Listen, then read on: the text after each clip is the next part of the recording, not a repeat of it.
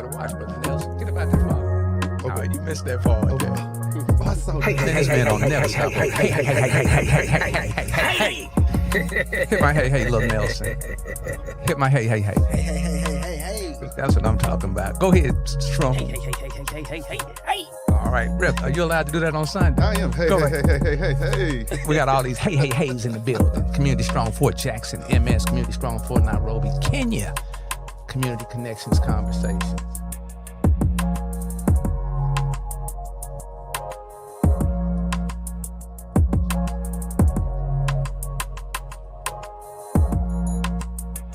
Man, we got a guy in here to do the work. He applying pressure, busting pipes, making diamonds. I asked this brother, I said, this superhero, what we gonna talk about? He said, man, whatever you want to. I'm like, damn, he got over 20 pages of stuff. Yeah, he said, just, man, I'm so proud to be in this space.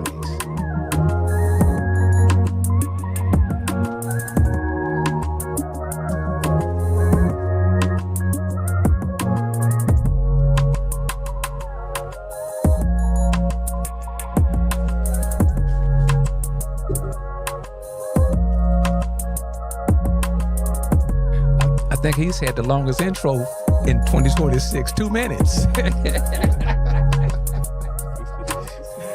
I still didn't post all of it. Yeah,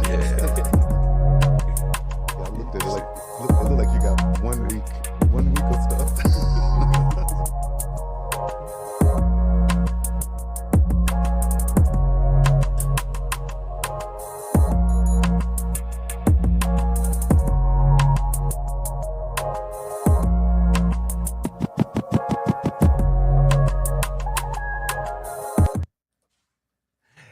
Hey, Community Connections Conversation with my very own intern. Everybody get your personal intern. I got Mr. Shroom. Community Connections Conversations. Community Strong Fort Jackson, MS. Community Strong for Nairobi, Kenya. I'll be dropping that Nairobi, Kenya footage real soon. But anyway, Shroom, give yourself an intro, sir. Yes, sir, Mr. Shroom. I don't do mushrooms. I don't even know what they are. I got to stop doing that. When we go out in public, Representative Nelson, he called out his name, then I holler out, well, he don't do shrooms. And last time I deleted was like, what? So I got to do something else. All right. Shroom, bring our guests in to your left, sir. We got, do you prefer me to call you Little Nelson or how you want me to say it? Little Nelson, you can say it. We got the very own Little Nelson.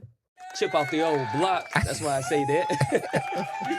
Bring yourself in, Little Nelson. Let them know who you are, sir. This is Octavius Nelson, and here with my dad.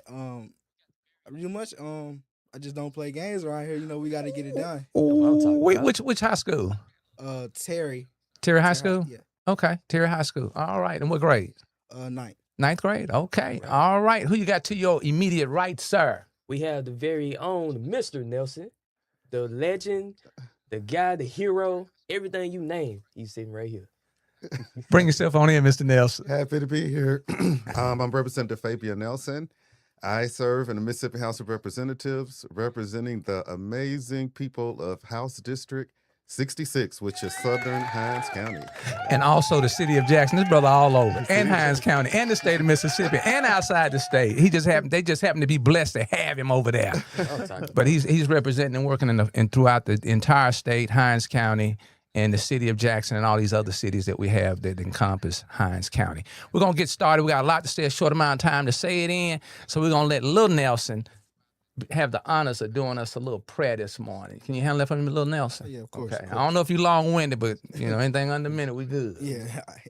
Dear Heavenly Father, Lord, I thank you for this day, Lord. I thank you for all that you're doing, Lord. I thank you for the blessings that you gave us, Lord. I bless all those who are under the sound of my voice, Lord. I pray that they will get blessings, and I pray that they will have a good day today, Lord. I pray that the Mississippi will get better, and Jackson will get better, and I already know it's gonna get better. We got good representatives down here. We got good people, Lord. I just pray over these people, Lord. I pray over the families, Lord. I pray over the people that are struggling, Lord. I pray over the homeless, Lord. I pray over everybody. So, Lord, let's have a good day today. In Jesus' name, I pray. Amen. Amen. Hold on. Check this out.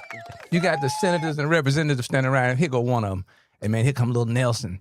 he might go back and tell his dad. The other senator said, "Hey man, don't worry about him telling his dad. He'll check you right there on the spot. He ain't gonna go tell his dad.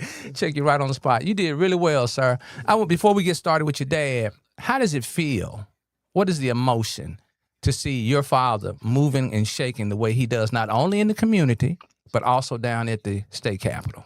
My emotions is I'm very happy, and I'm very it's like proud. Okay. I'm proud. I'm very proud of my dad for what he does. He does a lot. He does his hardest to make Mississippi a better place. Okay. So it makes me happy to see all the things that he do and all the things that I see him doing for other people. Okay. All right. Anything you want to piggyback off on Strong? Mr. Nelson, how do you feel when you hear your son say things like that Wow. about yourself? You know, that's why I do what I do. As I want him to grow to be, I know he's going to grow to be an amazing young man, but you have to pass the torch because we're not doing that, not passing the torch. So to see that makes me very proud to know that he understands the sacrifices, because it's a lot of sacrifices. It's a lot of time Dad is not, able to be there. So I'm happy to know that he knows that I'm not just out there just doing nothing. I'm out there doing things to make things better. And being a role model is important. Hey, it's more than tax season this time of year. There's more going on than tax season. And with all the world issues, not just outside the world issues, just even the issues we have within the boundaries of the United States, what else is going on right now that people may not be attentive to, Mr. Nelson? The most important thing, like you said, more important than tax season, is the Mississippi legislature has convened. We only convene for 90 days out of the year. And so we're making laws. We're changing laws here in the state of Mississippi.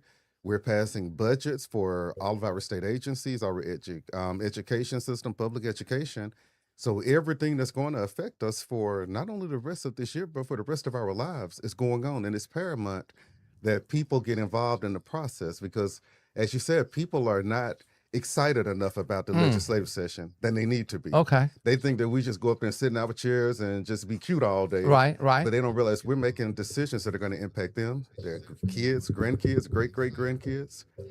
So that's one thing that we got to start getting people civically involved. When you say civically, what is civically? What comes with that civically involved?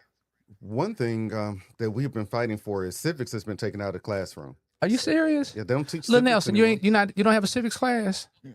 Are you serious? Civics is not being taught, and so the problem What? with I it really is, don't. To be honest, I don't even know what civics is. Wow. yeah, Okay. it's not. And the problem is, people don't know who does what. They don't know what the role of the mayor is. They don't know what the role of the alderman. They don't know what the role of the supervisors, representatives, and senators. They don't understand the process. So how can you fight and advocate for change if you don't understand the process? Civics is no longer in the classroom? Civics is no longer in the classroom. They teach in high school. You take U.S. history, and you have to have a U.S. history test. But that's talking about That's something totally different. that's something totally different. It doesn't home in, but everything is done by design. Wow. Because if you don't teach civics, people don't know better, and people can't do better if they don't know better. How long has civics been removed from the classroom, Brother Nelson? Just a guess. Probably Wow. 15 to 20 years. Are you I would serious? say. It was not taught when I was up. Are you serious? It wasn't one of my favorite classes, but we still had to take it. We still have to take it. And so what we have to start doing is we have to stop. If we realize that civics is not taught in school, we need to teach in our communities. Wow. Our churches need to start talking about civics. And one thing that the church needs to start doing is stop pushing political candidates, endorsing political candidates. Ooh, man, this brother tell the truth. And start teaching about the process. Now, the church needs to be actively involved in the voting process, but I want to see our churches doing voter registrations. I want to see our churches telling people who does what and getting people civically involved versus when it comes campaign season, parading everybody that's running for office around the church and telling people to go vote for this person. There's a difference. We got to stop it. When do we need to stop it? We need to stop it right now, immediately. Okay. Golly. Because when you think, of the church, and, we have a lot of churches serve as voting precincts. Reason being is because back during slavery days, that was the only place where blacks were allowed to gather. So on Sunday, you could always gather at the church. Churches were safe havens during the civil rights movement. That's where a lot of things took place, within the church.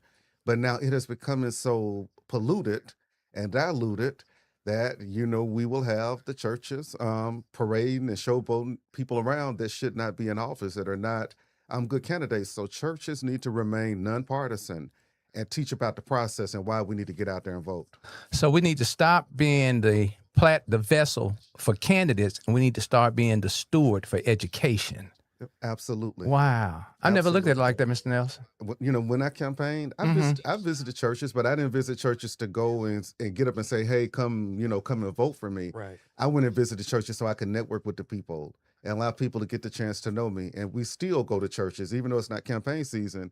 My home church was Jackson Revival. I haven't been there in a minute because I go to the churches within my district because I want to learn. I want to see what the needs are within my community, within my district. Okay. All right. And how many years do you have? Is this your second session? This is my third session. Is it? You've been there that long? I've been there that long. Hold on. It feels like 30. And I don't see any gray in your beard. So that means you holding up. It's all up here. Oh, you got something you want to say, Little Nelson? Oh, no. Oh, you good? I'm good. Okay. All right. So this is your third term? This is my your third third term. session? Uh-huh. Okay. How many? You got what? One more session? And you got to hit the streets again? One more, hit the streets in 2027 for re-election for the 2028 term. Okay. Little Nelson, give me 3 takeaways from being with Dad on the campaign trail. 3 takeaways. Knocking on doors. I know that's the better way to do it though. Knocking on the doors is to let people. It's how you get to know people better instead of doing it online and stuff like that. But knocking on doors In the summertime. running, we had to run. Like it was sometimes like we used to get back in the car and drive to the next location. I remember when we had to run. Like we had to run house to house to house. So sometimes we got like 200 houses done in a day. Wow. One day. Okay. Give me the third one. Third takeaway. Third takeaway is to see the happiness on people's faces when they know Wow. that there's a representative out there that's willing to take risk and take chances just to help you and to make sure that you have the things that you need. Okay. When is your birthday month? You a summer baby? Yeah. What? August 9th. Oh, you a Leo? Yes, sir. God dog it. July 29th over here. Oh, yeah. You got to keep an eye on him. He wild now. I'm a Cancer right before Oh, y'all. my son is a Cancer. July 17th. Wow. Okay. Right after y'all. All right. Summer baby personality. All right. We're going to jump into some education real quick. Anything you need to speak on, Ashwin, before we move forward? No, sir. We can move All right right. on along. All right. We want to know, how do we connect? We want to speak on how do we connect. So I'm going to throw this up here. And this is something I found. I think I Googled this, Representative Nelson. It says how to find your state representative, legislature.ms.gov. You want to give me a little feedback on that? Oh, absolutely. That is a great resource. You need to know who represents you. It's very, very important. And one thing that I started doing differently this year is I get a lot of requests from organizations that want legislation, want me to author legislation. Okay. And in the past I would author it and work it myself. But now what I'm doing is they're working the processes with me. Oh, And the so people that are the constituents? the constituents. And so right now, Ooh, hands-on. hands-on. Okay. And so if you come to Fabian Nelson and you want a bill, I will work with you. I'll author it, but it's up to you and your organization to work it. Meaning that we have press Wow. conferences. Yes, sir. I put them in contact with the list of the committee members to help get it out of committee. And I want them to understand the process. So you need to know your legislator, and that's a really good resource. Okay. There's something else I want to tell you. Go right ahead. About. Go right ahead. And before you do that, are the people, the constituents that's reaching out to you, is that mostly from 66? Is that just throughout the state? Throughout the state. Mm. I actually help more people probably outside of my district that are in my district. Okay. And people go to what's accessible and who's available. Right, And I say, right. well, we see you available and we see boots on the ground. So can you help us, get this done? Okay. And if it's good policy, I definitely take it under my belt and do what I can to get it done. Okay. Wow. It's an organization called Teen Health Mississippi. I got them coming up. I got them coming up. Don't okay. say that. I got them I coming ain't gonna up. spoil it I got then. them coming up. I got them coming up. But yeah, so that's kind of how we do it. Now, there is an app that I want everybody to download. It's called ECM. So, East. uh-huh. ECM. Is it all caps or does it matter? It doesn't matter, but Okay. it's ECM. And on that app, if you put that in, you could pull up a map and it'll show you, like, anywhere you go, you pull up that map, it'll show you who your representative and who your senator is with their contact information. So each constituent in a community has a representative Yes. and a senator. Yes. What is the role of the representative? So representatives, what we do is we do the same thing. So we author legislation, and we deal with the state budgets. Okay. And pretty much, that's what we do on a daily basis, and work with our local municipalities to figure out what we can do to help them. What do we need to enact to help our local branch of government, as well as we advocate on a federal level when it's things that we can't do on the state level. Okay, and what's the difference in a senator? And so the only difference between senators Guys, and get ready now. is senators have more constituents. Senators have about 49,000 constituents. We have about 26,000. Wow. We have 122 representatives, and we have 52 senators. Oh. But the only thing that they do differently in the Senate is they confirm governor appointees. Okay. So all governor appointees have to go through the Senate for confirmation. So we don't do that in the House. Okay, and why if I may ask and inquire, is there a particular reason why you chose the representative component of it versus the senator component of it? I chose the representative component because, like I said, there are, we have smaller districts, and the reason our districts are smaller is because, and the reason our districts are smaller is because we're supposed to be actually representatives, so we're supposed to be out in the community more. And so I want to be a representative because it gives me a more hands-on approach than it would with being a senator. Okay, all right. Little Nelson, any feedback on that? Oh, You good? yeah, You good? Okay, all right. You just so laid back. Let me get a little cup of that laid back. You a Leo too, and you laid back. All right. Next up, going into the next one. Any questions from you, Shroom? I should have brought my notebook. I didn't realize. Okay. We in class today. Yeah. Since they've taken it out of school, we're gonna put it in school. That's it. All right. This next one here this was on Facebook, and this is called the Mississippi Leg legislatures.ms.gov. It looked like it talks about the calendars and the schedules for the House and the Senate when the legislature is in session. What does that entail? It entails a lot of long nights and a lot of long days. Because as I stated, we're in session for 90 days. Okay. So we have deadlines each week, like on I want to say, is it the 3rd or is it the 4th of February? It's on Tuesday, whatever day Tuesday is. That's our deadline to get all of our bills out of committee. So we have about 3,000 bills in committee right now. So out of all 3,000 of these bills, if we have not gotten them out of committee, then they're going to be dead until we go back in session next year. Okay, and sessions go from when to when? So session starts always the first Tuesday of January, and we end the first week of April. And now, so when it's a new cycle, when we first go in, so our first year, we go for 120 days. So year 2, 3, and 4 is only 90 days. Okay. And is that 5 days during the session? Are you 5 days in, 7 days in? How does that look? What does that look like? We go Monday through Friday. When we get closer to the end of session, Yes, sir. we work on weekends. So sometimes we work on Sundays. Okay. Saturdays and Sundays, depending on how busy and how big our workload is. Okay. I think this year we're going to be really busy because we lost 2 days of work due to the ice storm. Gotcha. And so we got to figure out how we're going to make that up. And also the deadline hasn't been extended. Okay. And so a lot of our committee work did not get done. And so I don't know what we're going to do to make up these days that we were out. Okay. Mr. Lil Nelson, what time of the day does your dad start? What time does his day start? roughly, I want to say 8 o'clock. 8 in the morning? He starts taking a shower. He takes a shower around 7. Okay. Gets dressed around 7. Sometimes, I see. It depends. I guess I should have said during this session here. During this session? Yes, sir. Oh well, he gets up pretty early in the morning though. Okay. He's up as soon as he's up sometimes around like 4. Okay. So 1 o'clock. That's what I want to get into. Yeah, he's up sometimes by like 1 o'clock or 4 o'clock just doing work. Like he does, like he never stops working. Okay. And what time does the day end for him? When you guys aren't in the kitchen preparing one of them soul food meals.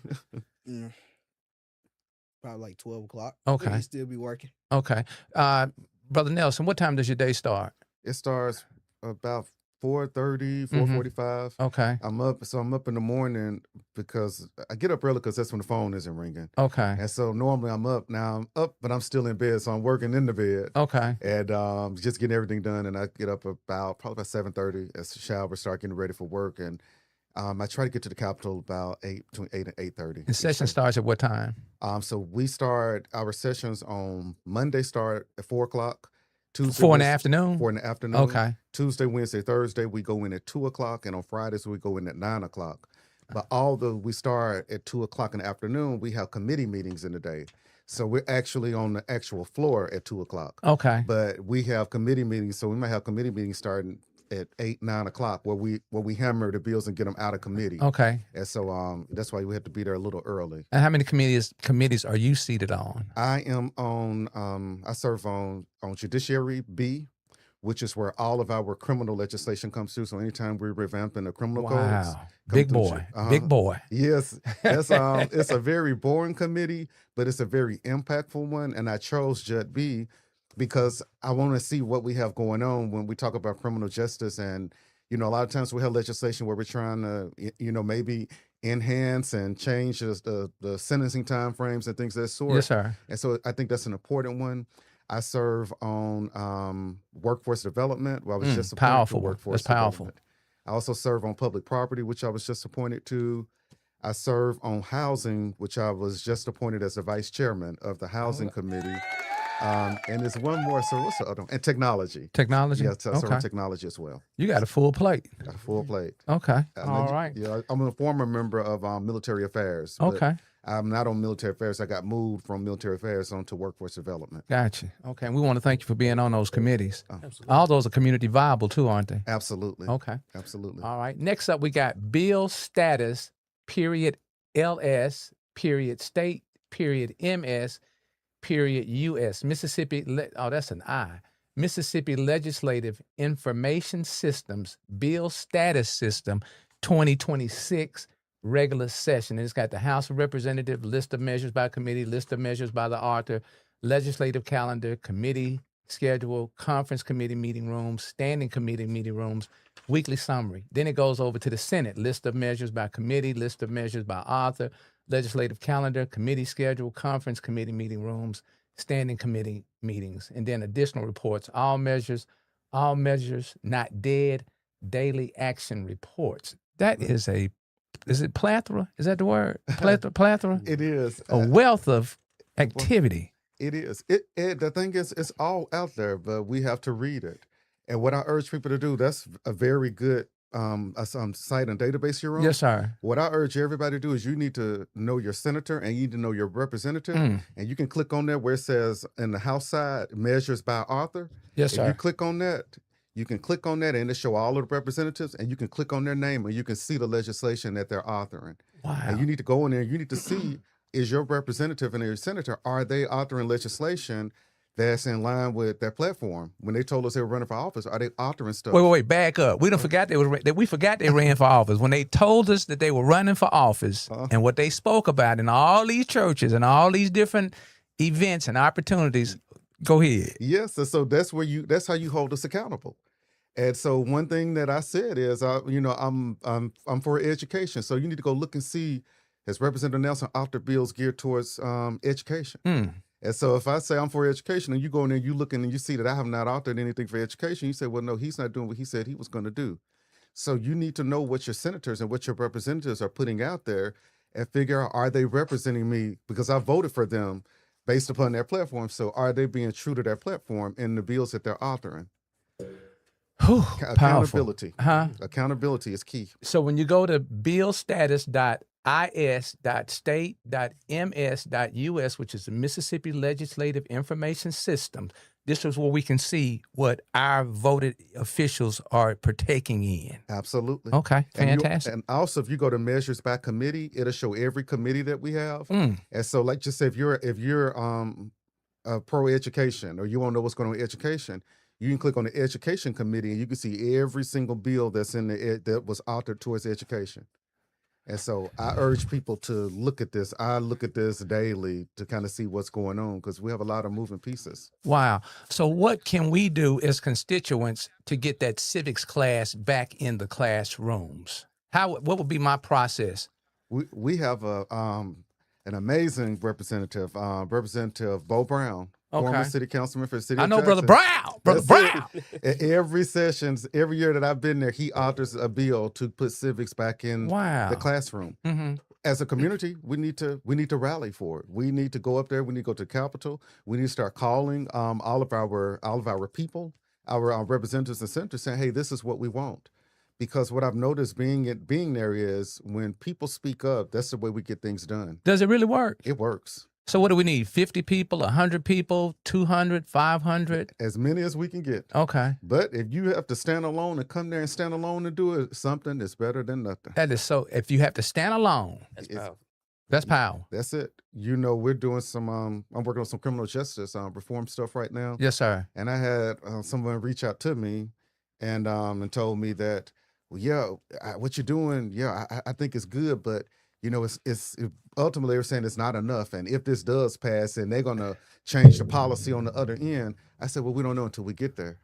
I said, we're going to keep on doing it because change doesn't come drastic at first. Sound like you had a child, like that was your child you was talking to. You've been a parent. I had to school them. And, Okay. And I told them that's the reason that we're not getting the change that we need, because people are saying, oh, no, that's not going to work. You know, sometimes you got to move the needle a little. Mhm. In order, you know, it's not going to just flop over completely, but you got to get there and actually try things first. Okay. But people got to stop saying that my voice isn't important and I don't matter and I'm only one person. And I think the more you share that with us, the more we will start to undertake that pledge. So if there's something that's bothering me, there's something that's itching at me, I need to go, even if I go alone. That's it. Okay, Sean, what you think about that? You I mind think going that's- alone? Oh yeah, very powerful. I mean, it's better than just sitting there, wish you could have done something, and actually getting off the couch and making an attempt to do something. You know? Wow. So- Okay. All right. I want to send a shout out to somebody. Go ahead. Miss Pauline Rogers. Miss Paula, hold on. I got to get on the couch. Go ahead. And when I tell you Miss Pauline Rogers, she was standing there by herself. She doesn't care. She believes in something. She was standing there by herself. And another thing Miss Pauline would do is she don't like something, she gonna call you. And she gonna tell you, now look now. So I have mad respect for her because she understands and she gets it. Okay. And she understands that. And the work that she's doing is not in vain. Okay. She has really advocated for criminal justice and she's done some amazing things. Okay. Pauline Rogers. Miss Pauline Rogers, that's my lady there. Okay. As a matter of fact, if somebody is making an effort to get in contact with you, they need to contact Miss Pauline Rogers. That's it. Okay. She know how to give me. She was a representative. When I see that name, that's one I'm gonna make sure. So what that says to constituents, to regular people, is if you keep showing up, you keep your face in the place and continue to do the work and have some etiquette about your approach to people, you never know who's watching. You never know who's listening. Never know. Okay. All right. We're going to let Little Nelson lead us into this next little segment. Hold on. Let me get him on here. I want to hear some of these reading skills. All right. Didn't Little Nelson show up with his class down at the state capitol? I was just down there. Okay. About 2 weeks ago. Okay. What inspired you to do that, Little Nelson? Well, it was a field trip. We was going down there, but I really wanted to go because I hadn't been to state capitol in a minute. Okay. But I wanted to go. But one of the questions they had asked us, like, if we were in the state capitol, if we was a representatives, what law, what would be one of the first laws we would start working on? And We wait. Tell them. when they asked me, I was like, I had to think, but it didn't take too much thinking. One of the laws I had said was healthcare. and Okay. stuff like that. Like I just wanted people to be accessible to health, be accessible to healthcare and stuff like that to get their insurance and stuff, and also education. Education is something too, because a lot of kids are being taught, but they're not getting taught the full truth. They're not getting taught everything. And this brother sound like he's a senator already. See, that's how you raise him up. That's it. He articulates very well. Okay, so what we want to do right now, Little Nelson, is we want to speak on Big Nelson. So go ahead and start at the top. Hold on just a moment. I want to hear these reading. I want to get these reading skills in here. Hold on. Let me get him over here. You cool? Yes, I'm cool. All right, that's what I'm talking about. You can bring him back again, Brother Nelson. All right, hold on. All right, here we go. Okay, start at the top and bring it on down for us. Yes, sir. Okay, it says Mississippi House of Representatives. Representative Fabian Nelson, A. Nelson, which is A stands for Adonis. Oh, stands for what? How you know that? Because it's my middle name too. Oh. Go ahead. District 66 of Hines County. That's his district. This week votes / public health week of January 19th, 2026. HB 314, PTSD and addiction treatment studies. It allows controlled trials of Obligame to research new options for tracing PTSD and substance addiction. Chime in on that, Brother Nelson.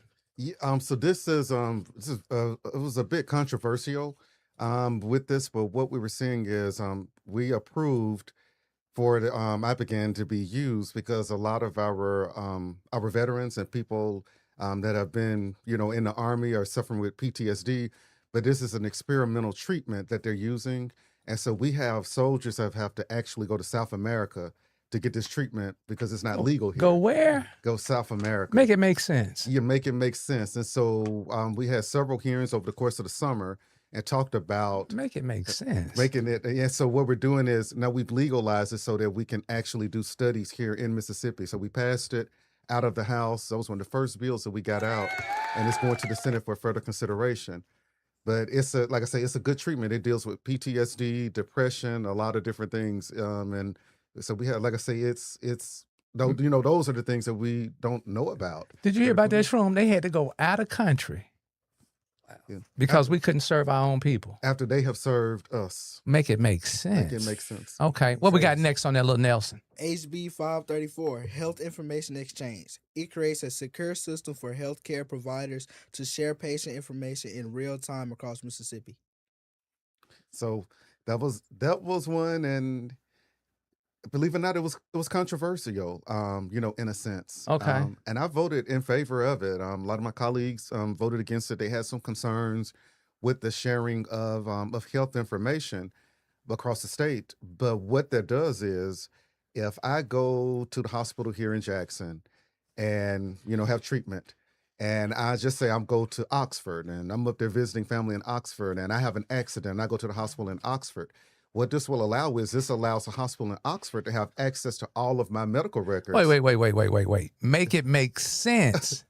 Yes. And so now, if I go there and I get hit in the head and I'm unconscious and I don't have my family to tell what my medical history is, they have no way of knowing. They may give me a drug or something that I'm allergic to and I end up dying. But with this, it's going to make it legal for health providers to share information, with other health providers. And I guess the controversy was, we don't want people's health information out there. And my take was, if it's going to another medical provider, they're bound by HIPAA guidelines. It needs to be, that needs to happen.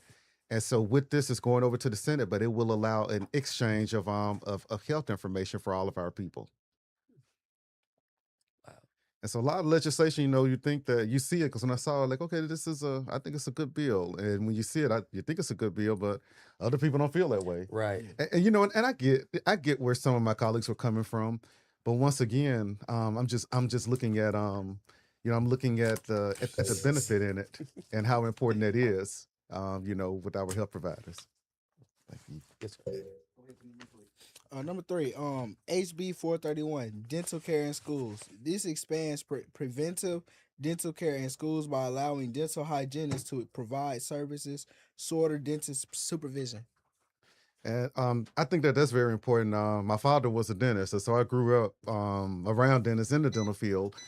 Basically, what this does is this allows dental hygienists to actually go in and provide preventative oral care to our children, so cleanings and things of that sort, under the supervision of a dentist, of course, because the way it was previously, the dentist would have to actually be there. And so now it's going to make sure that our kids are, keeping our kids' teeth healthy. Okay. Get them pearly whites. All right. Pretty pearly white. And this may be the only place some of our children get this kind of care. It is. And I applaud Hinds County School District because they have partnered with Jackson Hinds Comprehensive. Sure have. For and years. They have clinics at every single school. They do yearly physicals. If your child is sick, they can go to the nurse at the actual clinic, and I think that's makes a big thing. difference. It makes a big difference. That may be the only time they get some care. Yeah, is at the school, and then we don't have to take our kids out of school to go to a doctor's appointment. Make it make sense. This is the make it make sense session. Make it make sense. This is Ms. Wild. Make it make sense, man. There's a whole lot of things going on that don't make sense. Let me ask you this. I'm listening because of your age range. Is there some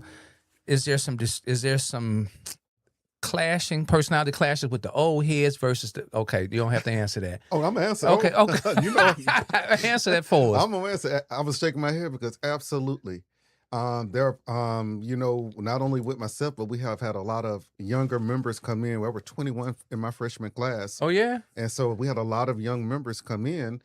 And so, you know, when you come in, you know, we have the old heads that have been there for a time, you know, quite some time, which we have a great deal of respect for. But the passing of the torch is, it's hard for, for the older heads at times.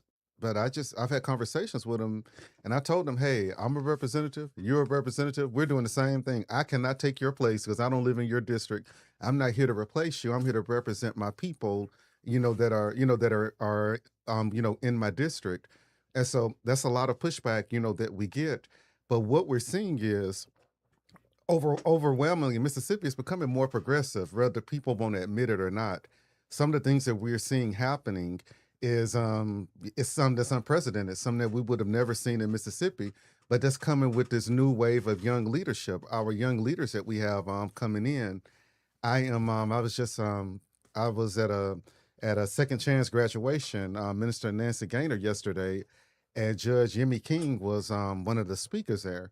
And I told him how proud of that young man I am because he's coming in and he's taking a stand. He's taking a stance. He just recently ruled in favor of a former employee through MDOC that had some things going on.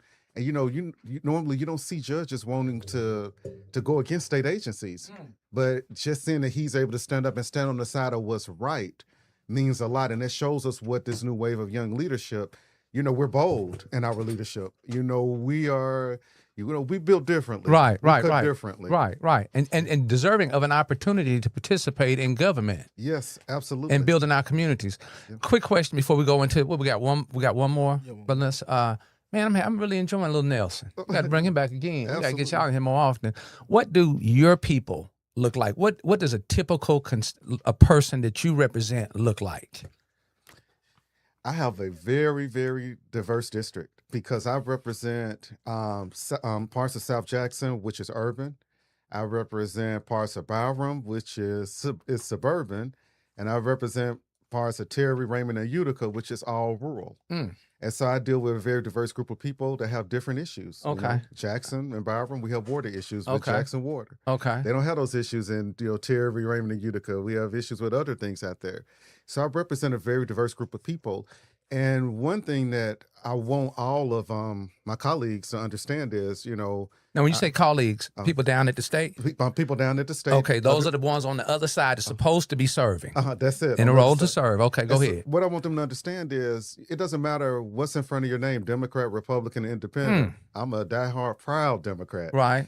You have to understand that you still represent Republicans and Independents. Wow. So you have to do what's best for every single person. I can't say I'm only going to pass policies that are good for only the Democrats. I'm only going to pass policies only good for African Americans. You got to make sure you're representing everybody fairly, even the people that don't vote for you. Because a lot of times people will say, I know they didn't vote for me, so I'm not going to take their call.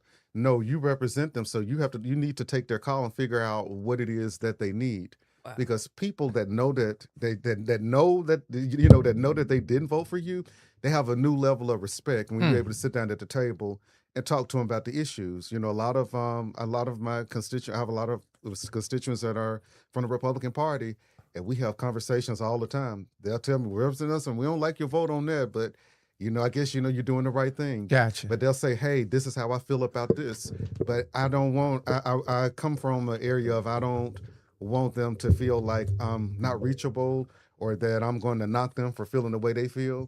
We can disagree and still, be friends. Okay. So we About that disagree. level of respect. That's it. You gotta, we got to, because different people have different views.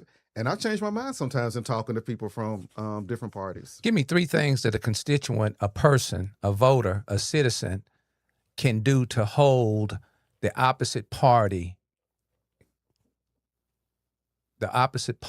available to hear their concerns.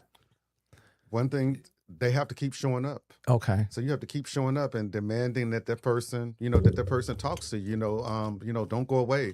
Another thing that they can do is don't automatically think that just because your views are different, that, you don't feel like intimidated to go talk to the person that's supposed to be leading you. Because a lot of times they'll feel, oh, I'm a Republican, he's a Democrat, he's not going to listen to me. So you have to, and the third thing is realize that we work for you. The taxpayers of the state of Mississippi, all they don't pay us a lot of money, but the taxpayers are the ones that pay us. And so no matter what political party, what race you are my employer. Gotcha. I'm your employee. I have to answer to you. When I'm out here voting, I'm called a representative because I represent the people, not myself. And what I always do is every time I walk in the chamber at the Capitol, I leave Fabian Nelson outside. And I go in, and when I walk in, District 66 is walking in. Because there are some things, some legislation that comes through that personally, I say, I don't really agree with this personally, but how do my people feel about this? So I have to vote for the people that I represent because it's about 23,000 people. I have to make sure I'm doing what's best for them, not what's best for me, because it's not District Fabian, it's District 66. Give me 3 housekeeping rules when I approach my legislature, either my senator or my representative. Give me, as a constituent, as a voter, as a concerned citizen, give me 3 housekeeping rules to where my message can be conveyed without all that extra personalizing it. You can attract more bees with honey than you can with vinegar. I'm still working on that one. Go ahead. That's number 1. That's number 1. That's the golden rule. That's the golden rule. When you see, I understand passion, but when you see your legislator or your senator, don't run up angry. Come to them and say, hey, how you doing? I'm so-and-so, and I want to talk to you about this issue. Because so many times I've had people when I'm walking out, a lot of people, they'll go out the back entrance when we have people out in the hallway. Yes, sir. Because sometimes you run up and people are bombarding you, and people will come angry and I just want to tell you how you feel like you could do this. And I just said, no, calm down. Right. Let's talk about it. Right. And I can de-escalate them because when you come angry, and I understand it's passion. But some people don't. Some people think that, they beating up on me but when you listen to people's story, you realize that they feel that way because of the pain. Okay. They're very emotional about it. So the main thing is just control your emotions and be willing to have a conversation, because it's not what you say, it's how you say it. Right, right. And if a person comes at you and they're angry and they're loud and cussing, you can have a good message, but they're not going to want to hear it. Right. How much time do you have to interact with the person right then? Is that a 2-minute conversation to set something up later as an appointment?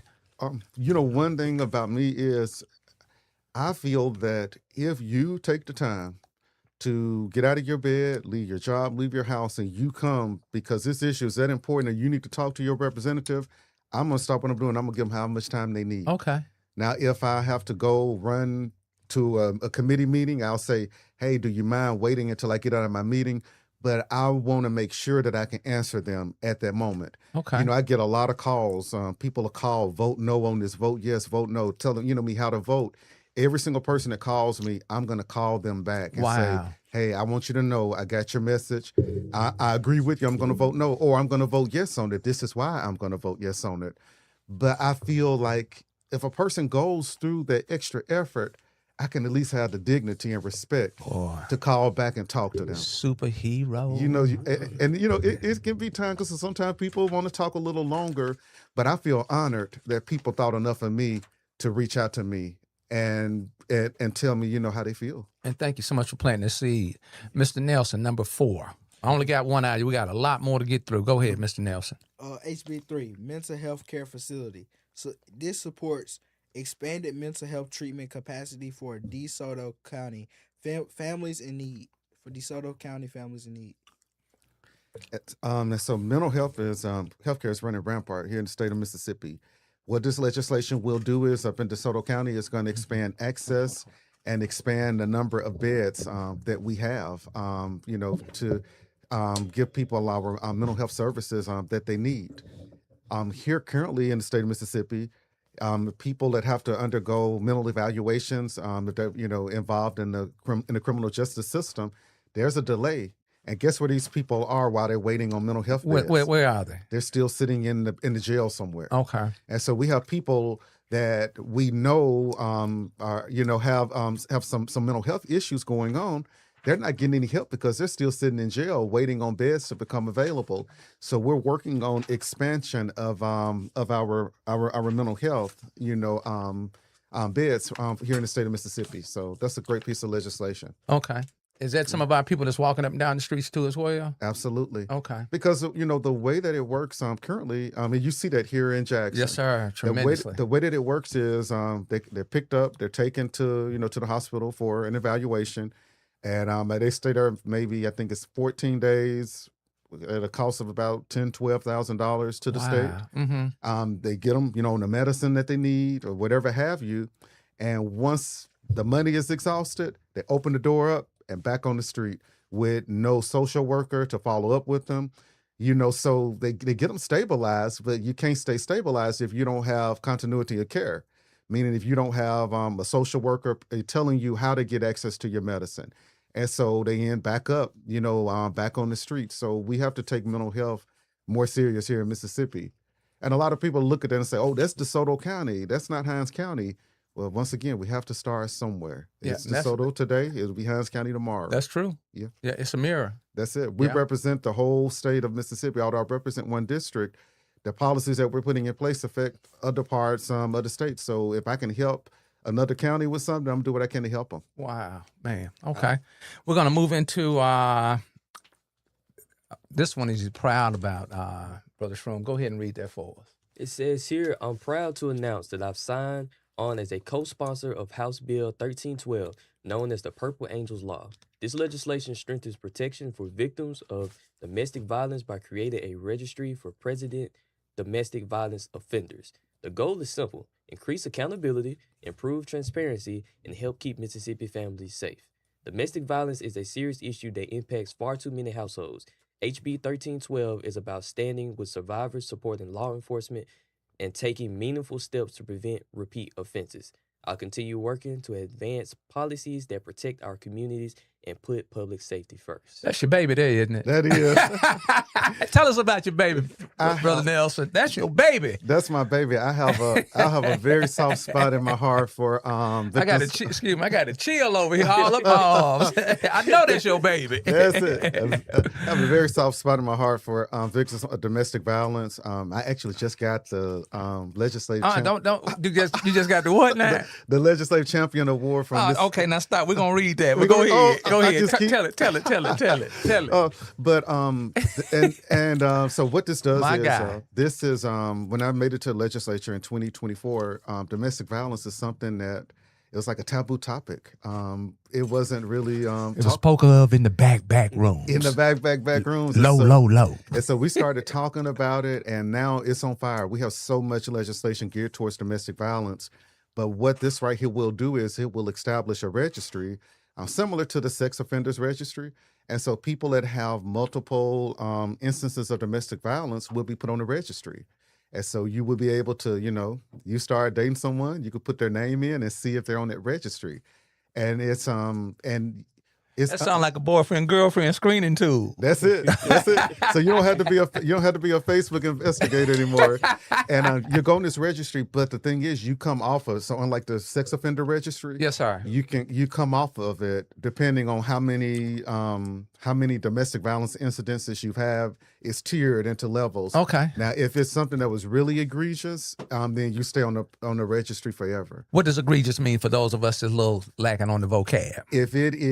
If it's something that's very violent, if it's an attempted murder from a domestic violence, and you go to jail and you get out of prison, you'll be on there indefinitely. You'll never come off of it. Okay, is this the first year? Did this pass last year, or how long has it been passed? This is the first year that we brought this up. It was passed up in Tennessee. Okay. And when people in Mississippi started seeing in Tennessee, they just went wild and started emailing all of us like, we need something like this. Make sense. And so we have a bill that's authored over in the Senate by Senator Kamisha Mumford. Okay. And it's called a companion bill. She's a newbie, isn't she? She's a newbie. She's a newbie. She is a rock star. I'm so proud of her and all of the work that she's doing.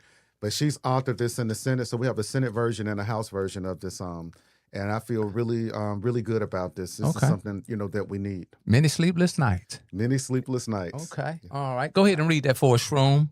Yes, I sir. didn't mean to cut you off, Rep, You good? but I got to let him read. All We're right, working on read. reading skills today. Go right ahead. Domestic Violence Advocacy Day 2026 showed the power of what can happen when survivors, advocates, and leaders come together with one strong, united voice at the Mississippi State Capitol. We filled the halls with stories, courage, and a clear message. Domestic violence has no place in Mississippi. From a moving press conference that uplifted survivor voices and called for life-saving legislation, to time spent inside the chambers witnessing the legislation process in action, the day was filled with moments of impact and hope. Our legislative luncheon, did I say that right? Mhm. Okay. Our legislative luncheon featured survivor and advocate Ishwana Gully, energized supporters to keep pushing forward, while the recognition of Senator Bryce Wiggins and Representative FABIAN Nelson as our 2026 legislative champions showed that change is possible when policymakers stand with survivors. Thank you to every advocate, survivor, and supporter who showed up, spoke out, and stood shoulder to shoulder with MCADV. Your presence sends a clear message. We will not be silent, and together we are building a safer Mississippi for all. Representative, anybody you want to shout out in this? I see you in all these pictures and stuff, getting these trophies and stuff, putting in the work and stuff. Let me see it. I don't- Okay, yeah, let me see it. Anybody want to shout out? Absolutely. There are a lot of people on here I want to shout out. Definitely Luis Montgomery. Okay. He works over, he's a policy person at the Mississippi Coalition Against Domestic Violence. Okay. He does great work. My colleague, Senator Bryce Wiggins, he's in the Senate. He's the chairman of Judiciary A Okay. in the Senate. So a lot of my bills come to him, and I just want to applaud him for, helping us get these things across the finish line. And then we have the executive director, Ms. Joy, over at Mississippi Coalition Against Domestic Violence. Okay. She came in. She's been with them for about a year now. She's been doing an amazing job over there. Okay. I want to challenge you that once the session is over with, Okay. I want you to come back and host one or two of those persons. This, if I may extend an invitation, I can't tell you what to do. I'm just kind of being pushy. Absolutely. I'm gonna go through Little Nelson to get you back in here, but it'd be nice to have them come in and share with us the impact that should have and has the capability of having. Absolutely. Okay. Yes. All right, here we go. What we got next, Little Nelson? Hold on. Which one is that? Let me see what that one showed it to me. Okay. Now we're gonna go over here to these teens. Hold on. All right. Let me get them in here. Fine looking group. All right. Go right ahead, Little Nelson. Okay, it says, it was an honor to welcome Teen Health Mississippi to the Capitol this week. I had the privileges of working with these incredible young leaders over the summer and authoring two pieces of legislation they helped develop. Mental Health Days Act HB 1462.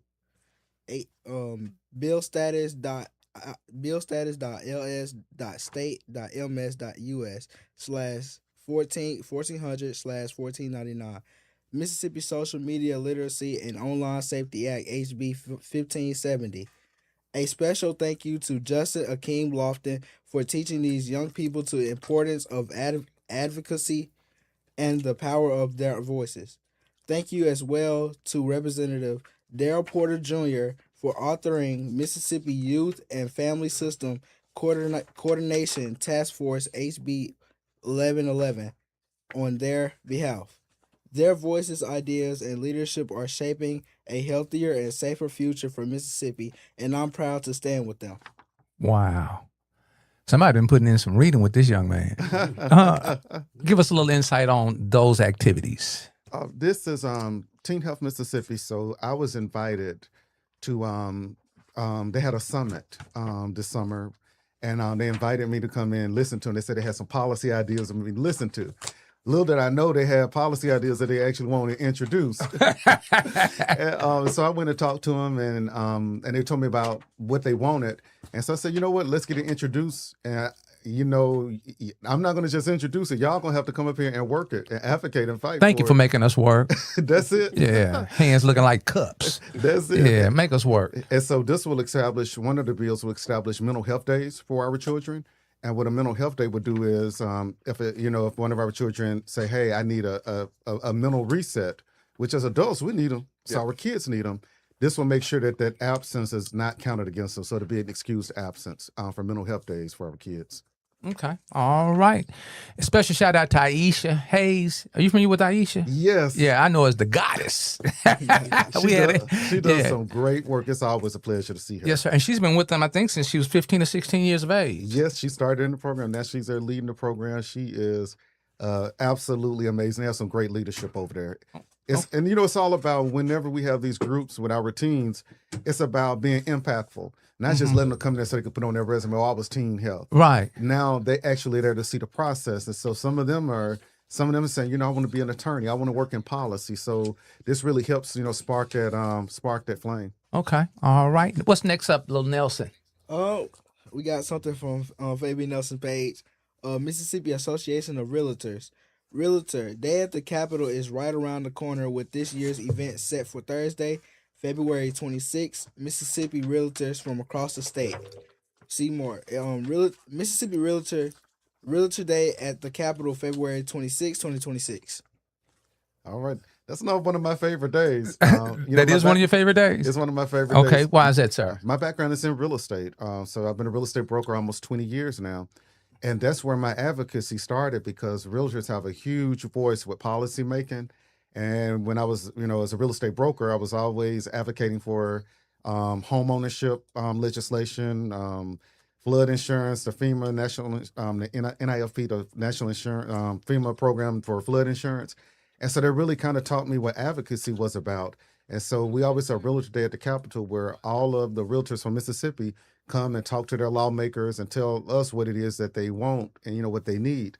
That's why it was an honor, when Speaker White appointed me as the vice chairman of the Housing Committee, because that's, when I was campaigning, affordable housing is one of the things that was part of my platform. And so now being able to use my background in real estate and be a vice chair of a committee that's geared towards doing, what my purpose was, it's kind of coming full circle. Okay. All right. What we got next on that, man? This man told me, pick out what you want to talk about. I see. This would have taken a day for him to get all this for me, man. Go ahead. It's nothing like seeing one of our state servants, in a good way, one of our state stewards, one of our state shepherds, one of our state pillars and posts doing the work that you're doing, and hopefully it's an example and a glowing light to those that are around you. Yeah, because when we do work, it makes people look at. It should make people look at themselves to see if they're doing enough work. Okay, what we got next, Mr. Shroom? Right here, we got the League of Women Voters of Mississippi. They went to the Capitol today, featuring lunch speaker Representative FABIAN Nelson, House District 66. The LWV are advocating for no excuse early voting in Mississippi. Call your state representative or senator and ask them to support early voting with no strings attached. Tell us about those ladies. I love those The League of Women. I love those ladies. Now, that's a true example of a nonpartisan organization. What does partisan mean? So partisan means you only, you support one political candidate or one political party. So if you're partisan, that means I'm only with Democrats. So I'm only with Republicans. And with League of Women make Voters, sense. they are all about the process. Like I was saying, the way I want our churches to be, that's what the League of Women Voters do. They're going to make sure that that people are registered to vote. They have forums. So when there's people running, they're going to have a forum. And guess what? They invite everybody that's running. They don't just invite one candidate to showboat one candidate. So they don't endorse candidates. They don't even get in that. What they do is they put the information out there to the public. And I applaud them for that because we have a lot of organizations that don't do that. They have ulterior motive. The ulterior motive is to get the person that they want elected. So I applaud them for really being a good steward to the voters and walking in their purpose. Okay. Man, this guy teaching us today. We having civics class right here on a Sunday. Okay. All right. I'm not for sure if you have any association with this one or not, but we're going to find out. Okay. If he doesn't, we want to see if he can share with us what our insight should be. All right. Go right ahead, little Nelson. All right. House Bill 1550, Public Safety and Preparedness. I'm asking for your support for House Bill 1550, 2026, a common sense of public safety bill focused on saving lives during emergencies. House Bill 1550 encourages the placement of bleeding control kits in public buildings and schools, promotes stop the bleeding training, and provides legal protection for good Samaritans who step in to help when someone is seriously injured. Uncontrolled bleeding is a leading cause of preventable death after traumatic injury. This legislation empowers everyday Mississippians with the tools of training to act when seconds matter. Without mandates or new state spending, preparedness saves lives. Thank you for your support and for helping spread the word. Stop the bleed, Mississippi. That has anything to do with you, Brother Nelson? Absolutely, I wrote it. You did what with that one? I wrote that one. That's all about seeing a need in your community and figuring out what it is that we can do to effectuate change that we need. And no way, and I'm not gonna say his name, but there was a young man that was shot in my district, and it wasn't a fatal wound that he received. But what happened, it took about an hour for the first responders to get to him. And so he actually ended up bleeding out because there was nothing that could be done. Now, the police were on scene, but it was nothing they could do. So what this is this bill is called a Stop the Bleed. It's a federal program, but it provides tourniquet kits to where we can have them in government buildings, public buildings, schools, as well as our police officers, as well as train them on it. Because had they had that, they could have administered tourniquet to him. Right. It's possible the young man's life would have been saved. So he ascended. He's no longer among us. He's no longer among us. He went to they got him to the. He was still alive, and they got him to the hospital. He had lost so much blood that it wasn't anything that that they could do. And so it's nothing that we could do to bring that young man back, but we can learn from the incident that happened with him and say, hey, what can we put in place? And so this is it's a federal program. It's called Stop the Bleed, but we're calling now Stop the Bleed Mississippi. And so we're hoping that we can get some traction on that and get bleeding kits all around the state. So that means that when you're walking through community, not riding through community, but walking through the community, you're actually observing where we may have some disconnects. Absolutely. If I hear on the news that something that's happening and it's in District 66, I'm going to be over there. I'm going to say, hey, what is going on? I'm going to be on the phone with JPD. What is it that we can do to fix this or to stop this, or make things better around us? I mean, that's what it's all about, being in tune with your community. You go stand with a family and offer your condolences, but you need to be able to give that family something to say, hey, this is what we're going to do, so other families don't have to experience what you've experienced. Share with us quickly about is it Narcan? Narcan. Okay, give us a little insight on the Narcan. That's a bill too as well? So this is this is the first bill I authored in my first session and got passed into law. And this man ain't playing. It is House Bill 1137. And what this does is it expands access to Narcan. So Narcan is it's an antidote. I guess I can call it antidote. So if you're suffering from a fentanyl overdose or opioid overdose, it's a nasal spray, and you can administer it to the person, and it will restore their respiration, ultimately saving their life. And so what this bill did is it expanded access to make sure that we could give this to community organizations, we can give it to schools, we can give it to restaurants, nightclubs. Anybody that wants Narcan can get it, no questions asked, free of charge. Since this legislation has been in place, we have distributed from the Mississippi Department of Health over 20,000 units. Hold on. Of this. It's been countless lives that have been saved. Just recently, there were two JPD officers that were honored for saving a person's life. They saved his life because guess what? They administered Narcan to him. They were able to save him. So how can we as a community have access to, is there a number, is there a department that handles the issuance of that? Yes, the health department. Okay. I'll get a link that you can put out. Yes, sir. But you can reach out directly to the health department and they will send it out to you. There are several organizations. Also, you can go to the Medical Mall or the Hood building, downtown Jackson. Yes, sir. They have Narcan vending machines. What? You can go in there and it's no charge. Just go in there and, you put your information in and it'll dispense it to you. Okay. I have Narcan sitting on my desk at the Capitol. Okay. I have Narcan at home.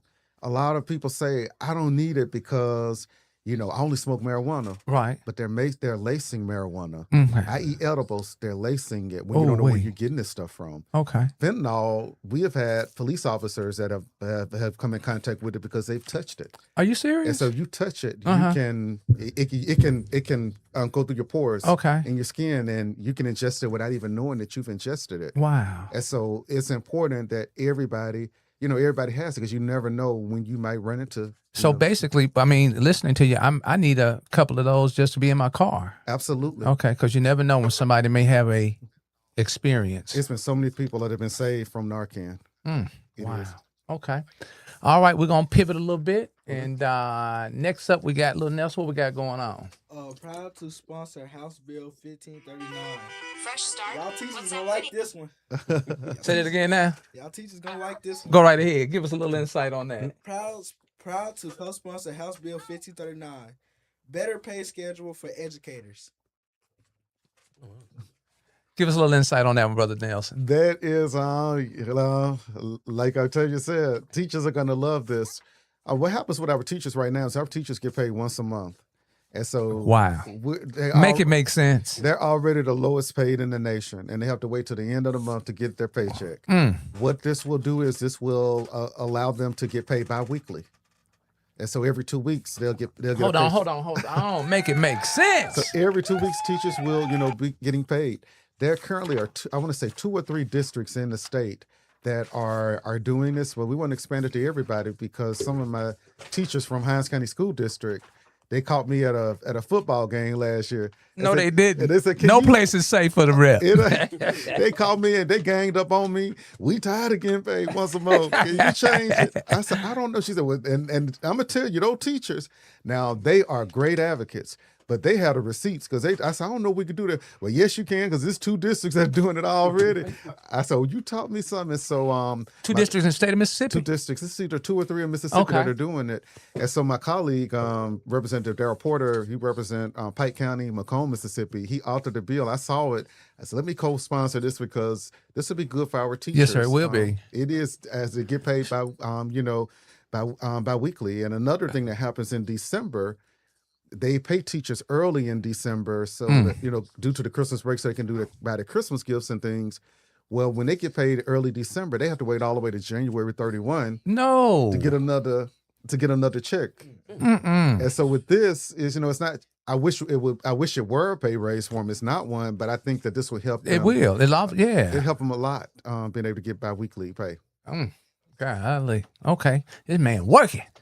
Go right ahead. Let us know about this other person that ran up on him. We got one of the constituents. Did I say that right? Yes, sir. Okay, I feel like I busted it a little bit. No, you did well, sir. Go ahead, Strong. One of the constituents, Miss Brittany Beasley, stopped by the Capitol today to advocate on behalf of the occupational therapists. She asked for my support of the HB 634, which will provide a supplement for nationally certified occupational therapists and school psychologists. I was proud to let her know that as her representative, I will be supporting this bill. It is critically important that we listen to the people we represent and ensure they know their voices are heard at the Capitol. Now, that's when I talk about the power of advocacy. Okay. Listen to this, guys. Listen to this. What is advocacy? Advocacy is for fighting and standing up for something that you believe in. And you can do it by yourself. And you can do it by yourself. Be tactful, though, and have some house rules, house manners. Okay, go right ahead, Brother Nels. This young lady came up there with her school, with her class. She reached out and emailed me. She said, I'll be there for Capitol Day. Do you mind meeting with me? I would like to say hello. And so, I guess she thought I was just going to come shake her hand and say hello. I said, hey, how you doing? So I took her into the chamber and sat down and talked to her. And she started saying, talking about House Bill 634. And, I'm honest and transparent. I told her, I said, I'm not familiar with that one. We get roughly 3,000 bills that we have to go 3,000? 3,000. And so what I do is I'm concerned with my legislation I'm authoring, as well as what's coming through the committees I serve on. This bill is an occupational bill, so it wasn't going to come through one of my committees. But by her bringing it to my attention, guess what I had to do? I had to pull it up and read it.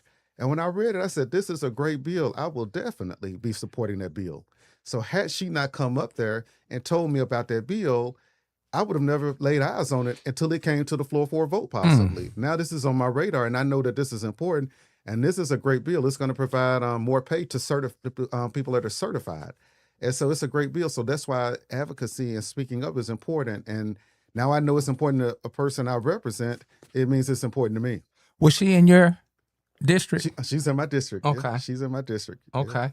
So speaking up, coming up, having some cordialness about yourself. Yes. Your tone is right. Yes. There's a high possibility that someone will take time to listen. Someone will take time to listen. Another thing that we see a lot of is a lot of people email the legislators.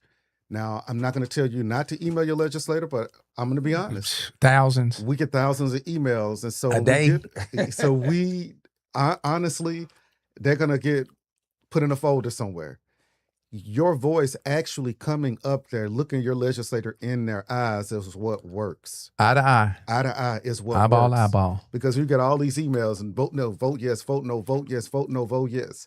A lot of times it gets filtered. Okay. So you need to come and talk to them. At the minimum, you need to make a phone call and at least give us a phone call about it.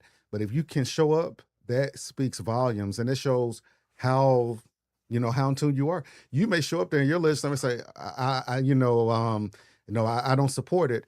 But one thing that it's going to do is it's going to force them to read it because we knows it.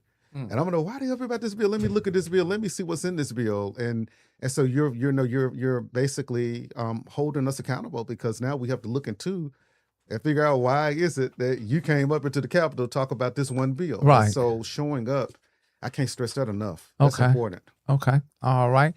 Little Nelson, we're going to get you to, he done got in, he leaning. Hold on. I should have put him on there. He leaning and he done got comfortable. He 15-year-old in me. All right. Would you close us out on that last report card? Okay. So it says 2026 Legislative Update. Week 4 Summary Healthcare Insurance and Weather Impacts. February 3rd is the deadline for committees to report general bills and constitutional attendance. Due to a severe ice storm impacting large portions of Mississippi, the state address has been rescheduled for February 4th. Key legislation. House Bill 565, Jill's Law, requires state regulation health insurance plans, including Medicaid and the state's and schools' health insurance plan, to cover biomarker testing will medically necessary. It says House Bill 1117, Dental Transparency, requires dental insurance carriers to report dental loss ratios, increasing transparency and voted yes. Visitors to the Capitol. East Mississippi Community College, School of Nursing, University of Mississippi Medical Center, Dental Hygiene Program, Mississippi College Nursing Students, Boys to Men Monitorship Program, Mississippi Nurse Practitioner Association, and Mississippi what's that word? Coalition Against Domestic Violence. Coalition Against Domestic Violence. Representative Fabian Nelson, Mississippi House of Representatives, District 66. Hold on. Shit, that left me breathless. That's left me breathless. All right. So what he just read that's my weekly summary. So every week that we're in session, my constituents get a weekly summary, letting them know major legislation that I voted on and how I voted on it and what it's going to be doing. And so I do that every single week. I feel like that's important. The only way you can hold your senator and your representative attentive to the task of what they committed to when they was out there bumping their gums is follow others that are doing that. So Representative Nelson has given us a template. He's given us a template. It's not his fault if they don't want to work. That's it. But it is your responsibility and your accountability because you're voting for that. We got to stop being popular. We got to stop hanging out with folks, and we got to have people in office, in place, that's attentive to making a difference in community. You know, I'm sitting here listening to these different, what you call them, these House bills. Yeah, and some of these things I know you don't even participate in, but it affects the community. Narcan, the teachers' pay. Uh-huh. So to have someone that's listening, the domestic violence, so to have someone that's his baby there, man, that's his champ. He's a champion for that. So to have someone that's watching, that's listening with his eyes and ears, I just can't thank you enough. Can't thank you enough. Yes, sir. Shroom, as we chime out, we're going to let Lil Nelson go first. Yeah. Okay, Lil Nelson, give me 3 takeaways from you all being here today, sir. It can even apply to you. Did you first of all, see, you have to watch people like myself. I'll ask you a question and I'll answer. I hear you, Big John. Big John say I ask questions and then I answer the question and I ask 3 more questions. Give me 3 takeaways from being in here on the couch today, sir. Being here, one takeaway, people that watch this can actually take in what they hear. This brother's so cool. Go ahead, Elder. They can actually take in what they hear. So the people they're saying that all they're saying negative things, now they actually can understand what's actually going on when they listen to people explain themselves and they can stop being so they immediately, because you know how people they immediately think, oh, this is gonna be something bad, but when they actually take time to listen to what the representatives got to say, that really makes an impact. Another thing is you can bring attention to these problems and cases, and you can help people. What? You can bring attention to these things, and you can help people to like what you said, to coming up to the legislator and being calm. That's a better way to get a good result instead of going out just being so angry and things like that. Because being angry all the time, that's not going to help. Being anger isn't always the answer. It's calm. You gotta be patient. Right. For Leo, you you supposed to be hyped up and amped up. You wear it really well. I'm learning from you. All right, give me number 3. Number three. Talk to your representative. Come and talk to your representatives. If you guys have a problem with anything or any law that's being set, just talk to your representative in a calm way. You need help, talk to your representative. Fabian, my dad, he's like, he gets so many calls a day. He can't even get a call from you because everybody else calls it. Everybody call like every second. He get off one call, somebody else calling his phone as soon as he hung up. Soon they like, gee. Brother Fabian, what time do you turn the no ringer on? Probably never. I never. Okay. My phone always available. Okay. And I'm a heavy sleeper, so once I go to sleep, it won't wake me up. So I feel like I'm gonna miss something. Okay. All right. He's always available. So that's the third thing. Stay in tune and keep up with your representative. Keep up with him. Yeah. Keep up with him. Okay. All right, Shroom, what you got for us over there? Give me 3 takeaways from today's session. Number 1, courage. Meaning, kind of piggyback off of what you said, the courage to get out there, no matter if you're alone, no matter if you're only one voice, just to get out there and go make action, go take action, go communicate, go say how you feel. Please do it calmly. Yeah. Don't be mad, but go speak on how you feel, because if you're not heard, then how can you actually advocate to what you're feeling and what people are, what the problems going on. Okay. Second thing would be civics, meaning how important it is to have that education. Just like what he said when we first started off, if you don't know what's going on around you, how would you stay in tune with what's moving forward? How can things get better if you're not knowing what to do? If you're not even educated on what the stuff means?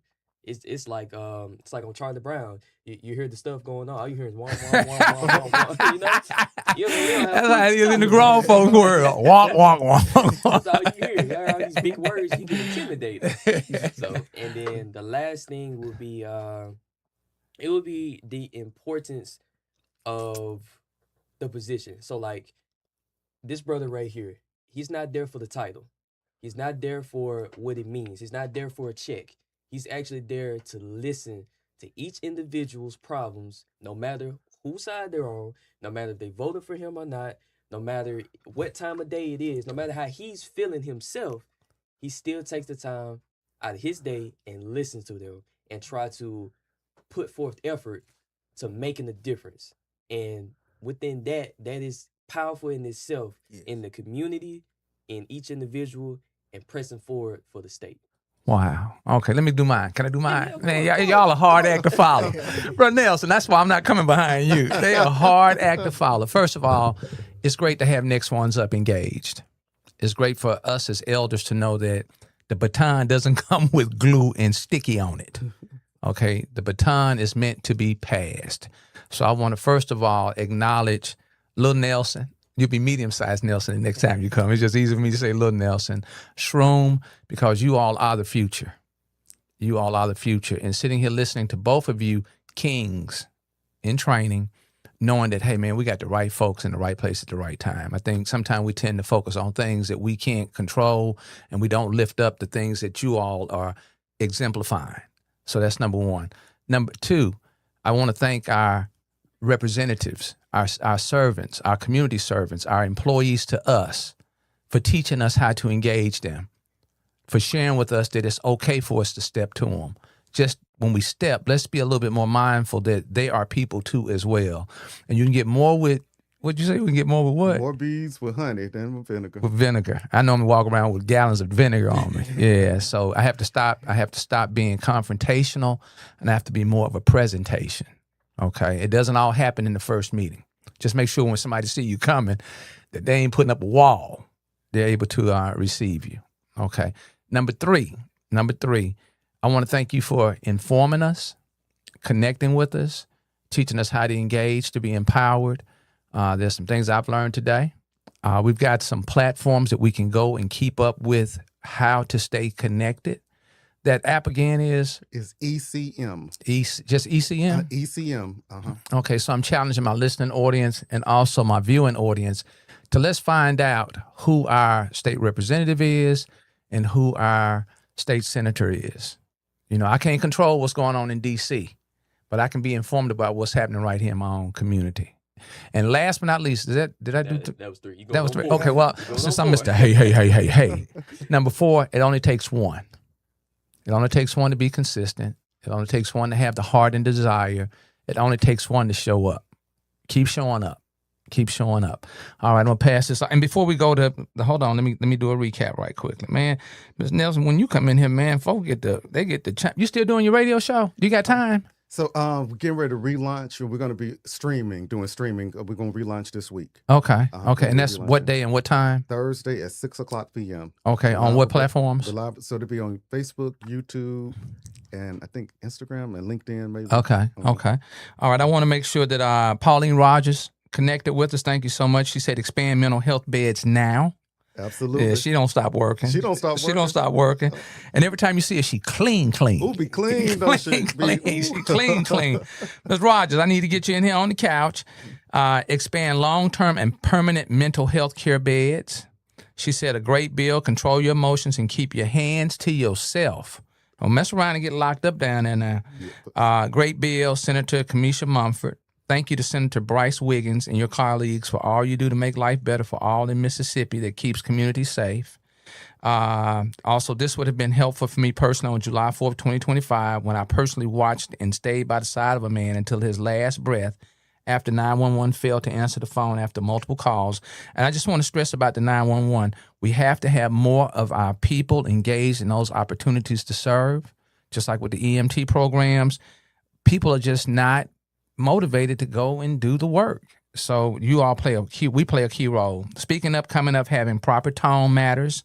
Eye to eye is what works, but at a minimum, a phone call.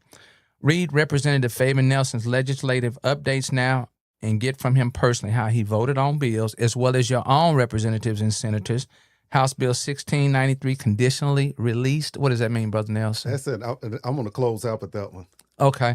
All right. Great job, Representative. Okay, hold on. Great. Housekeeping rules to approach legislatures. Attract more bees with honey than vinegar. Control your emotions. Lil Nelson. Oh, thank you. Thank you, Mr. Hey, and Community Strong for Jackson MS for highlighting, interviewing, and showcasing issues plus voices that matter. Thank you again, Yemi Kings. Great shout out, Fabian Nelson. Good morning. Thank you for fighting for righteousness, justice that gives humanity for people. Okay.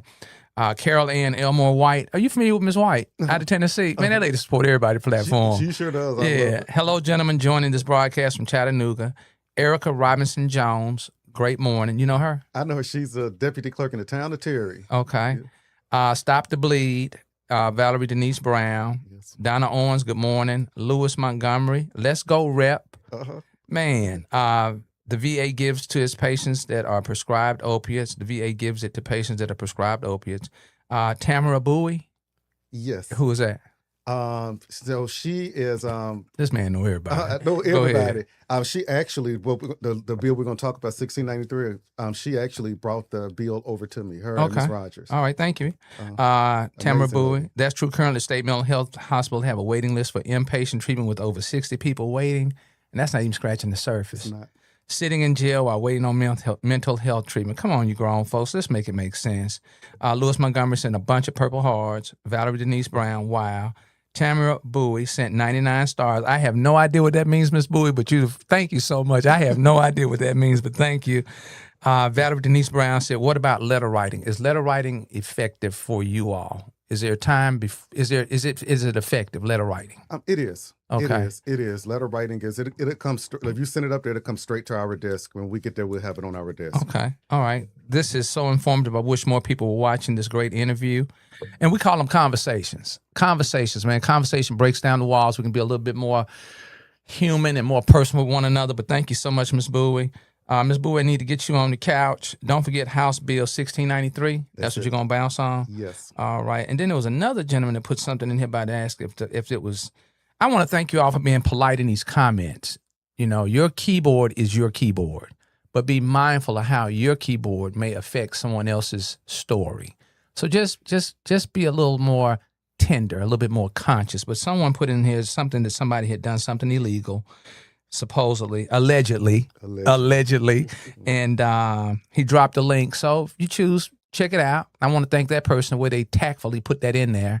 I don't see it here now. I want to give him a shout out too as well. Man, you got a diverse group of people in here, Mr. Nelson. Absolutely. So thank you so much. All right, 1693. What we got? It's House Bill 1693. This is called conditional release. So the way conditional release works is back in 1994. People that have been incarcerated and are over the age of 65 could go back to the circuit court. So if you're over the age of 65 and you served at least 15 years of your sentence, you can go back to the circuit court and get released, from prison. And so this was out there back in 1994. But what has happened is we have a lot of people that have been petitioning going back to the court, and the judges are telling them, well, you need to go see the parole board, but it doesn't involve the parole board. Get it straight. So the judge has complete discretion on if they want to grant this person conditional release or not.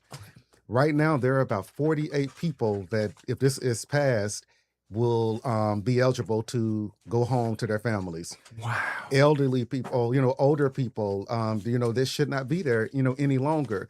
So what 1693 will do is, instead of requiring them to go back to the circuit court, they will be able to go directly to the records department over at MDOC. So the records department is a generated system, and what they do is it gives them a report each month on who should be eligible for parole. So they will go directly through the records department, and the records department can decide. And so this is not just open the doors up and let everybody out. They're still going to go through a vetting process to make sure that they've been on good behavior. They're also going to be supervised when they go home. So, if you go home and do something else, you will, come back. But this gives people a chance that was originally supposed to be given to them in 1994. But this is opening up that code section and correcting it so that the process would be streamlined. Wow. A little further. So this is I'm attorney Bowie, and Miss Pauline. Oh, Miss Bowie is an attorney? Yeah, she okay. is. Okay. She actually Thank you. Ran for Justice Court Judge. Okay. This last time and did an outstanding job over in Rankin County. Okay. And I'm telling her, get up and run again. Right. She ran a great campaign. Okay. But she fights for so many people. She has a lot of clients that she works with, and she was able to give us like court dockets that showed what some of the judges were saying. Some of the judges were saying they need to go back to the parole board. So just kind of passing it off. We have some people that have applied for parole 20 and 30 times. Wow. And have gotten denied each and every time. I think I saw that recently. So something has to be done. We talk about rehabilitating, but it's not happening in Mississippi. We just had ice storms, and we had facilities that were without heat. I saw that. Now, hey, go ahead. How do your generator not work? Whenever a storm is coming, this storm didn't just hit us overnight. We knew a week in advance. What do the hospitals do? They test their generators. Right. Everybody that has generators, these data centers that are coming, they have huge generators that they're going to test monthly. Why were y'all not testing the generators to make sure that the generators were working so that these people would have power in these facilities. So we incarcerate people, don't want to take care of them while they're there. Making money off of it. Making money. We have a pathway to get some of them out that need to be at home, and we're still keeping them locked up. For Make it what make purpose? sense. Miss Wow, make it make sense. I hate to hear people say, well, they in jail. When you go to prison, you're not at the Holiday Inn. No, I agree. You're not at the Holiday Inn, but these people don't have basic needs. Right. They don't have edible food. Right. Some of them sleeping. One of them was in a cell, didn't have a window where the bars were, and he was in there sleeping on a cot. Not on a cot. He didn't even have a cot. Sleeping on a cold concrete floor with snow coming into his cell. So no, it's not humane conditions. Right. Make it Make it right. And we as taxpayers, we're supporting that system, aren't we?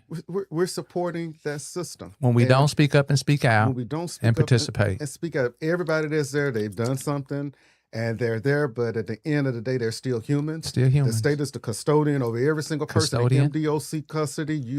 We need to be taking care of them, make sure they have their needs met. House Bill 1693? House Bill 1693. Is that Pauline Rogers? She got something to do with that? That's it, absolutely. Okay. We had a press conference at the Capitol on Thursday. Okay. And Ms. Rogers was willing, and several other people showed up. It's in committee. It's in, it's in corrections. In the corrections committee. And this man, he know his information. And so we've been working with the chair lady, which is Representative Becky Curry. Right. And she's the chair lady of corrections. So we've been in communication with her to get her to bring it out in committee so it can come to the floor. Mm-hmm. I also been in communication with Senator Juan Barnett, which is the chairman of the Corrections Committee in the Senate. And he's ready he said, send it over to us and we're going to do what we can. But we're just trying to wrong or right. No, y'all ain't trying. Y'all convicted with intention. Lil Nelson, reasons and excuses are not results in your household, is it? Reasons and excuses will kill the drive of a man, of a community, of a country. Yeah. So you don't get to go to dad and say, hey, man, I don't want to hear that. We started trying to give me the reasons. I said, I don't want to hear it. Number of results. results. Trying to explain. He get mad. I said, I don't care. I don't want to hear it. Yeah. This is how it's going to be. Nothing but results. Okay. One last question. Man, this has been fantastic. Thank you so much. Absolutely. Hopefully we'll get you back in 3 months. I'm slowly squeezing them for 3 months, but I want to thank you so much for taking time out. Community Connections, Conversations, Community Strong for Jackson MS, Community Strong for Nairobi, Kenya. Matter of fact, we had a call from Nairobi, Kenya to come in. Okay. Yeah, so they're watching us over there. And I just want to thank you so much for all that you do. We want to lift you up. We want you to be safe. We want to keep you safe because you have no fear. You have no fear, sir. No fear. The truth don't need a whole lot. It stand on its own. All right, here we go. I want to know I don't know if I asked this before. I don't think so. What would your 40, you over 40? I'm 40. You 40? Okay, we're going to go right with 40 then. What would your 40-year-old self say to your 20-year-old self? And what would your 20-year-old self say to your 40-year-old self? And you get an opportunity to say who's speaking to who first. All right. So I would say my 40-year-old self to my 20-year self would say, keep pushing. Okay. Keep going. Don't let people tell you what you can't be. Because so many people tell you can't do this. You can't do this for that reason. And it really delayed me on a lot of things. Okay. I said, well, I'll push the brakes on it. But my 40-year-old self would tell my 20-year-old self just, keep pushing forward. But also in the midst of it, between 20 and 40, that shaped me to who I am. Okay. I was able to get out in the world and see some things. I was able to have some experiences, not pleasant experiences, but they made me develop tougher skin. Okay. I wouldn't be able to do and stand where I am right now had I not experienced the struggles that I went through. Okay. My 20, you say 20 to 40. 20, so those are 20 to 40. So I go 20 to, whoa. You just did 40 to 20. Okay. What would your 20-year-old self say to your 40-year-old self? Well, my 20-year-old self said my 40, it would say to my 40-year-old self, you got to get it together. You got to get it together. I've always been a big dreamer. And so whatever it was, I've always gone after it. No matter what the consequences were, no matter what I had to endure. My mama always tell me, I don't know where in the world I got you from. And she said, you say you're going to do it, you're going to do it. Right. And so that's what I think I would say that's what my 20-year-old self said to my 40-year-old self, even before then. Okay. Is that if you're going to do whatever it is you want to do, just keep on pushing forward and you're going to get to where you need to be. Got you covered. Yes. All right, can I pivot over here to Lil Nelson before we get up Absolutely. out of here? All right, you don't get to slip in and slip out of here, Mr. Nelson. All right, Mr. Nelson, what would your 15-year-old self say to your 10-year-old self? What would your 10-year-old self say to your 15-year-old self? And you get to choose who's speaking to who first. My 15-year-old self, what I would say to my 10-year-old self is to basically like don't let people push you in the wrong direction. Don't let people tell you what you can't do. Always go for what you know that's right. Don't let people tell you what you can't do. Okay, that's Be 15 to brave. 10. Yeah, that's my Okay, Yeah. what would 10 say to your 15-year-old self? My 10-year-old self would say, "Get your act together." Okay, all right. Hold on, I ain't never done Shroom. Let me get Shroom right quickly. All right. Shroom, what would your 20-year-old self say to your 12-year-old self, and what would your 12 say to your 20? Well, my 21-year-old. 21, oh, excuse me. That's all good. It's all Okay, good. I okay. just like to make Go it right known ahead. sometimes. But my 21-year-old self would say to my, you said 12? Yes, sir. My 12-year-old self would say, basically, don't fall into temptation. Don't fall into all That's a that good one. peer pressure, and realize that things takes time.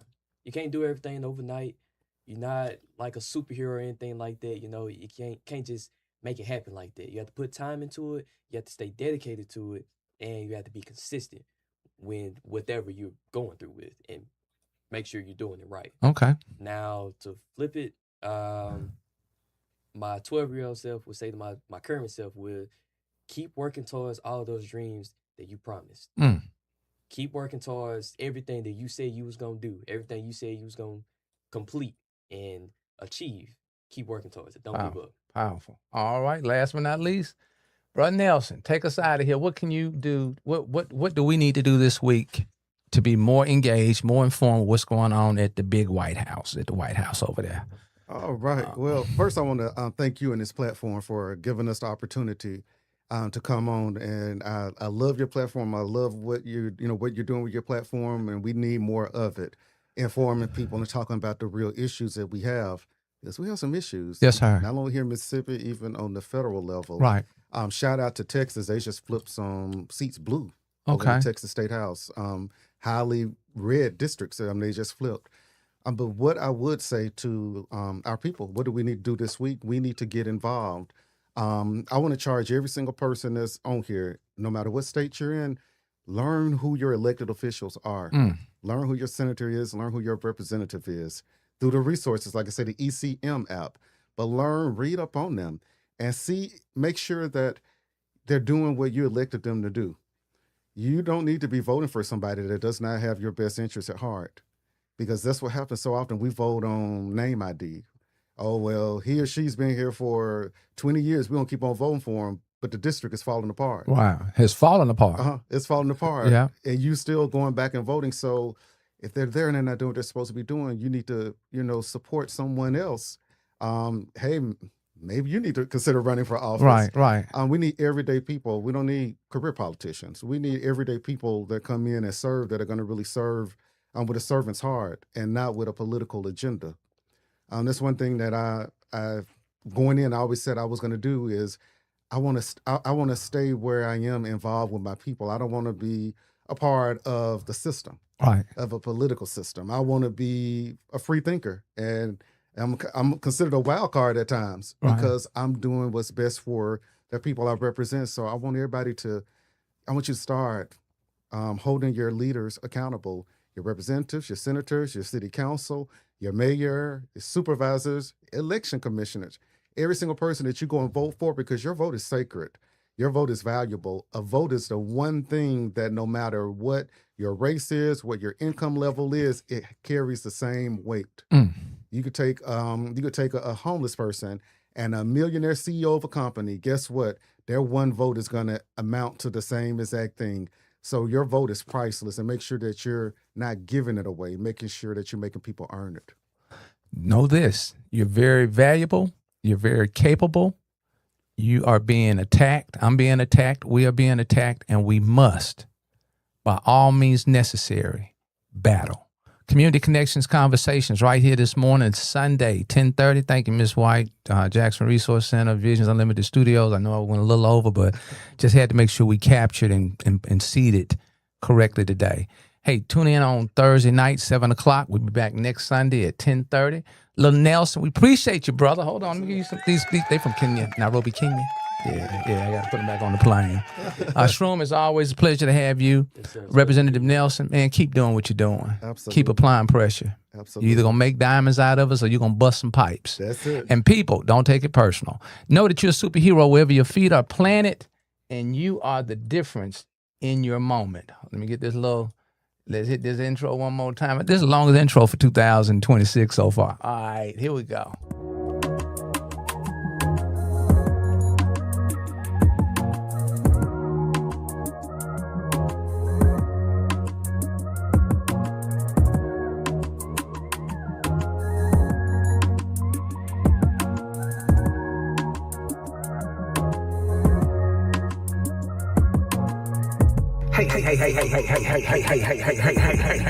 Hey.